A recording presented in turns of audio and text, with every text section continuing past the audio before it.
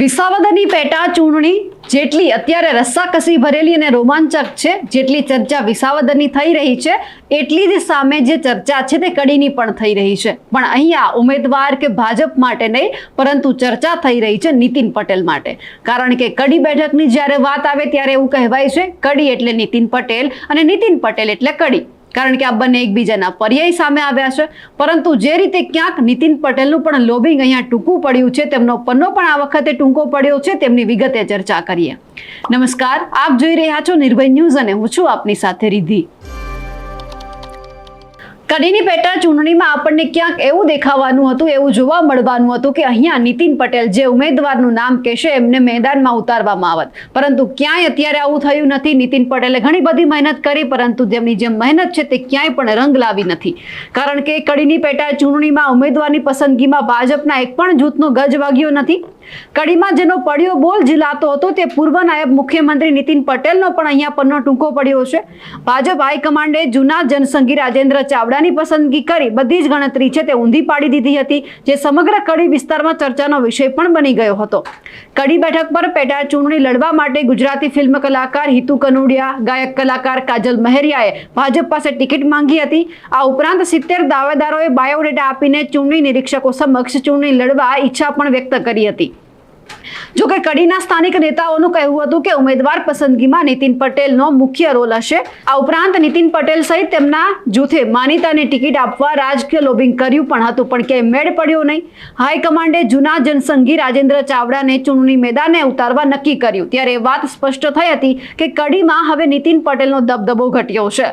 Lobbying કર્યા પછી નીતિન પટેલના માદરે વતન કડીમાં કંઈ જ ચાલ્યું નથી. હાઈકમાન્ડે ખેલ પાડીને નીતિન પટેલ સહિત અન્ય સક્રિય જૂથોની રીતસર બાદબાકી કરી હતી. કડીમાં ઉમેદવાર પસંદગીમાં નીતિન પટેલનો જરાય ગજ વાગ્યો નથી. આ પસંદગી પ્રક્રિયાએ પણ ઘણો મોટો સંદેશો આપ્યો છે.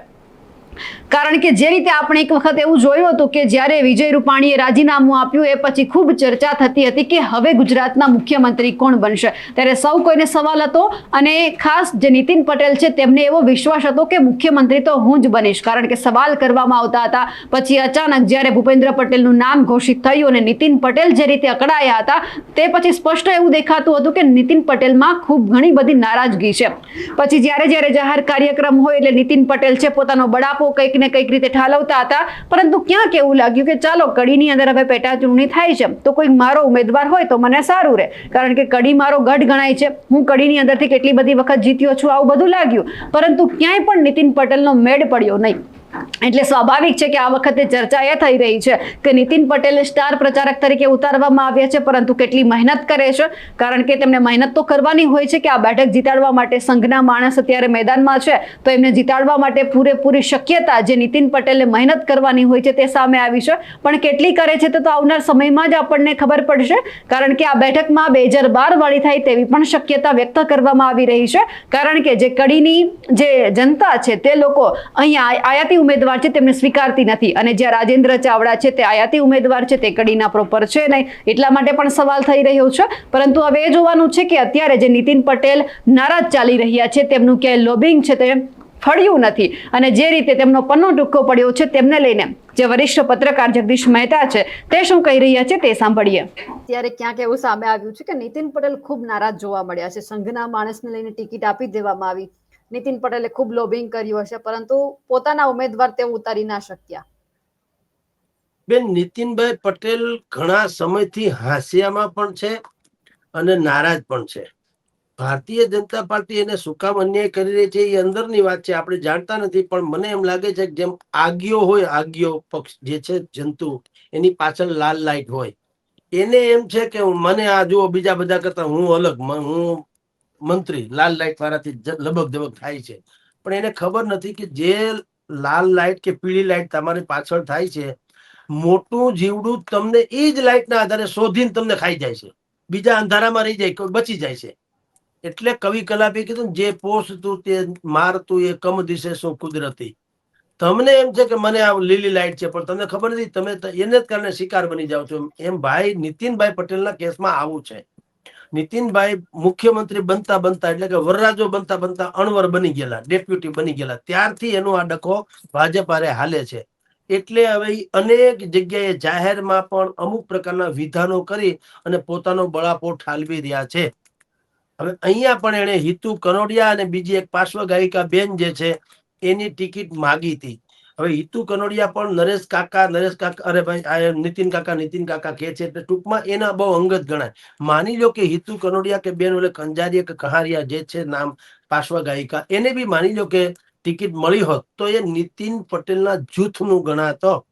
ભારતીય જનતા પાર્ટીએ શું બુદ્ધિ વાપરી ત્યાં એને કાયદેસર RSS બેઝ સંઘ બેઝના માણસ ઉતાર્યા એટલે કે નીતિન પટેલ એમાં એમ ન કહી શકે કે ભાઈ અમે માણસો જે મૂક્યા હતા એ શક્તિશાળી હતા ને આ અત્યારે તમે નબળા ઉતાર્યા. એમ કહી શકે ભારતીય જનતા પાર્ટી કે આ સંઘ બેઝ છે, સંઘનો આદેશ છે, તો સંઘનો આદેશ તો કોઈ ઇનકાર કરી શકે એમ નથી. એટલે નીતિન પટેલને આ અત્યારે ઘણા સમયથી કદ પ્રમાણે વેતરી નાખવાની આ ક્રિયા ચાલે છે.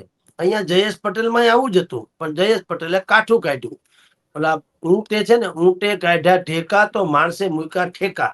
એકના હાટાના બે ચડી બેઠા. ઊંટને એમ થયું કે એવો ઠેકો કાઢું કે કોઈ બેસી જ ન શકે મારી ઉપર, સવાર થઈ ન શકે, વચમાં આમ ઉભા રેખા. તો માણસે મૂક્યા ઠેકા, બુદ્ધિપૂર્વક ને એવો ઠેકો મૂક્યો કે એકના હાટાના બે ચડી બેઠા.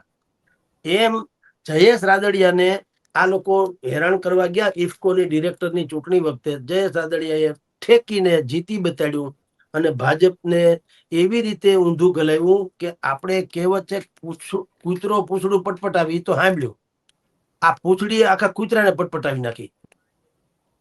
એટલે ન્યાય એને પછી બુદ્ધિપૂર્વક પ્રભારી બનાવી દેવા વિસાવદરના. નીતિન પટેલના કેસમાં આવો ટેસ્ટ હજી નથી થયો. એટલે નીતિન પટેલ સક્ષમ છે, આકાંક્ષી છે અને એને એમ લાગે છે કે મને હાસ્યમાં ધકેલવામાં આવ્યા છે એટલે એને બનાવ્યા ખરા. તમે જુઓ આમ નીતિન પટેલ જૂથનો ત્યાં પ્રભાવ છે કે નહીં એ સાબિત કરવાનું છે. હવે એને સ્ટાર પ્રચારકમાં રાખવામાં આવ્યા પણ હું મહેનત કરવામાં, સ્ટાર ખરા પણ મહેનત કરવામાં, બાકી તમારી વાત માની નહીં. એટલે હવે રિહાય ન હકે અને પાછું પીડા રજૂ ન કરીએ કે રિઝલ્ટ તો લાવવું પડે, નહીં તો ન લાવે તો એમ કે તમારી તો બેઠક ગણાતી હતી, તમારો હોલ્ડ ગણાતો હતો, તમે જીતાડી ન શક્યા, એનો અર્થ એમ છે કે તમારો યુગ હવે ખતમ થવામાં છે અને તમે બિલકુલ ધ્યાન ન આપ્યું. આમ ભારતીય જનતા પાર્ટી એક કાંકરે અનેક પક્ષી મરી જાય એવી જ રણનીતિ અપનાવતા હોય છે, યુઝ એન્ડ થ્રો. એટલે આમાં તો હંમેશા તાકાત વાળો હોય, આમાં યાચના કરી મેળ ન પડે, પાત્રતા કેળવવી પડે. ઈ જ ભાજપમાં હાલે એમ છે. જી બેન.